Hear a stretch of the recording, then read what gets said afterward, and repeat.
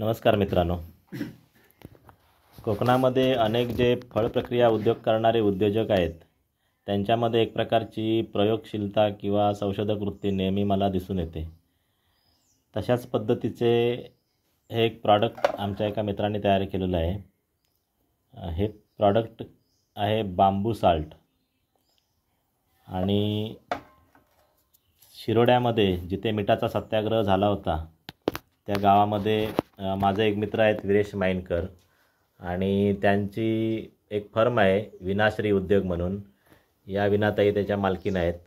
तर त्याने हे प्रॉडक्ट तयार केलेलं आहे आणि त्या संदर्भामध्ये आपल्याला थोडक्यात माहिती जाणून घ्यायची आहे. मुळात हे जे बांबू साल्ट हे मीठ आहे हे कोरियामध्ये पारंपरिकरित्या वापरलं जातं आणि कोरियामुळे त्या अख्ख्या जगाला कळलेलं आहे. तर आपण विरेश दादांकडून त्याबद्दल थोडक्यात माहिती घेऊया. विरेश दादा, तुम्हाला हे प्रॉडक्ट आपल्याकडे करून पाहावं असं का वाटलं? आपल्याकडे करून पाहावं असं वाटलं कारण एक तर त्याचं जे महत्त्व आहे हे मला यूट्यूबवरनं ते समजलं. आणि आपल्याकडे जर मीठ पण उपलब्ध आहे, आपल्या गावामध्ये मीठ पिकतं आहे, आपल्या कोकणामध्ये बांबू पण आहेत, तर आपण ते का करून बघू नये. म्हणून मी ते करून बघूया अशा अर्थाने ते करायला घेतलं. आणि ते जे काय प्रयत्न केले ते यशस्वी होताना दिसले. आपण ते करू शकतो याची मला खात्री झाली आणि ते करण्याचं मी ते ठरवलं. याच्या संदर्भामध्ये पारंपरिक तिथे काय हे आहे त्या संदर्भातली माहिती आणि कोरियामध्ये याचं काय महत्त्व आहे असं सांगू शकता? मुळात बांबू सॉल्ट हा कोरिया ह्या देशातला खूप प्राचीन परंपरा आहे. बांबू सॉल्ट तयार करणं ते एवढं प्राचीन आहे की त्या देशामध्ये एक आख्यायिका म्हणा किंवा एक गोष्ट सांगितली जाते की त्या ठिकाणी जर एखादी शपथ घ्यायची असेल आणि जर त्या व्यक्तीने हातामध्ये बांबूचं सॉल्ट मुठीमध्ये घेऊन जर ती शपथ घेतली तर ती सत्य मानली जाते, त्याला कोणी नाकारू शकत नाही. अशी प्राचीन परंपरा त्या देशामध्ये आहे. एवढं ते प्राचीन आहे. आज जगामध्ये म्हणजे आंतरराष्ट्रीय मार्केटमध्ये या मिठाची किंमत जवळपास 35,000 रुपये किलो सांगितली जाते. भारतामध्ये याची प्रोडक्शन कॉस्ट जवळपास 1,500 रुपये होते. आणि तुम्ही आता हे तयार केलेले जे आहे त्याच्यासाठी तुम्हाला आता काय प्रक्रिया करावी लागली ती थोडक्यात सांगा. आणि नंतर आपण याच्यातले जे काही घटक आहेत त्या संदर्भामध्ये बोलूया.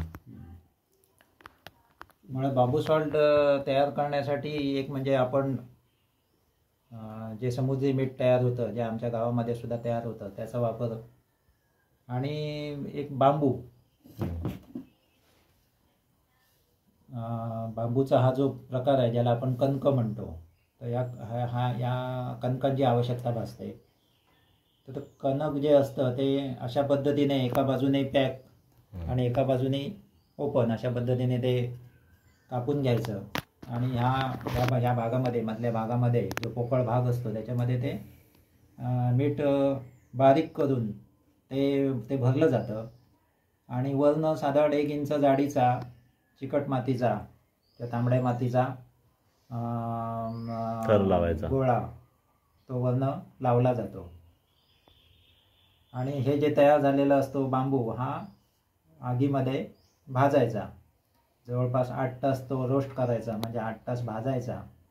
आणि त्याच्यामुळे या बांबूमध्ये जे वेगवेगळ्या प्रकारचे औषधी गुण आहेत किंवा जी खनिजे आहेत ती त्या मिठामध्ये येतात. आणि ते मीठ आहे ते औषधी होतं किंवा अनेक खनिजांनी असं ते युक्त होतं. ही जी प्रक्रिया करत असताना अशा पद्धतीने जे तयार झालेलं मीठ आहे ते पुन्हा बारीक करायचं, पुन्हा या बांबूमध्ये भरायचं. अशा पद्धतीने ते जवळपास 9 वेळा त्या बांबूमध्ये तेच मीठ घालून भाजावं लागतं. आणि नंतर पुन्हा ते जवळपास 1500 डिग्री सेंटीग्रेड तापमानाला उकळवावं लागतं.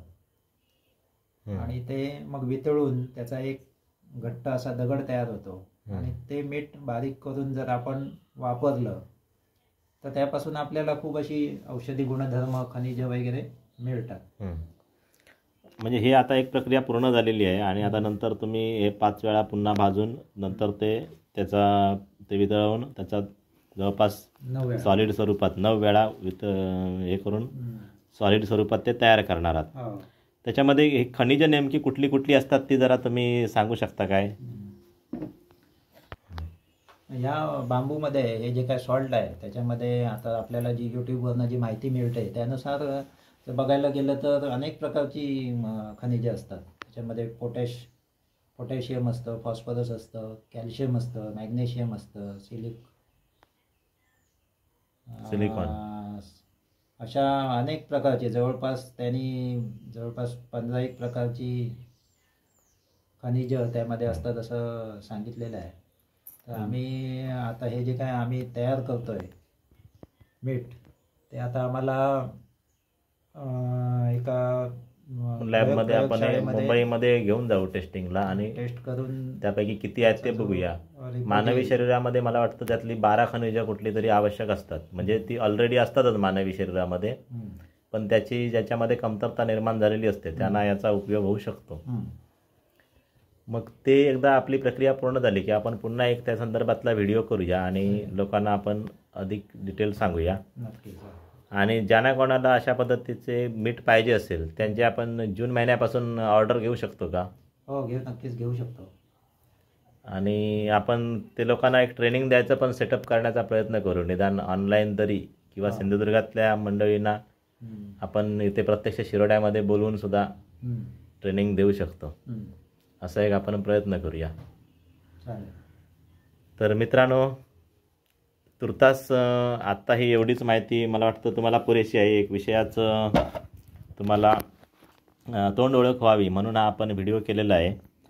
आणि एक जागरूकता निर्माण व्हावी मिठासंदर्भात सुद्धा आपल्या देशामध्ये, आणि त्याचा व्यावसायिकदृष्ट्या कसा उपयोग करता येईल याचं सुद्धा चिंतन अनेकांनी करावं म्हणून देवदूत बिझनेस ग्रुपच्या या दर्शकांसाठी हा आम्ही व्हिडिओ बनवलेला आहे. त्यासाठी मी विरेश माइनकर आणि विना माइनकर यांचे आभार मानतो. आणि त्यांचं हे जे प्रॉडक्ट तयार करण्याची जी धडपड चालू आहे ते यशस्वी होऊन देत आणि आपण सगळ्यांनी ते प्रॉडक्ट खरेदी करून त्यांना एक हातभार लावूया या संदर्भामध्ये प्रोडक्शन चांगलं होण्यासाठी. धन्यवाद.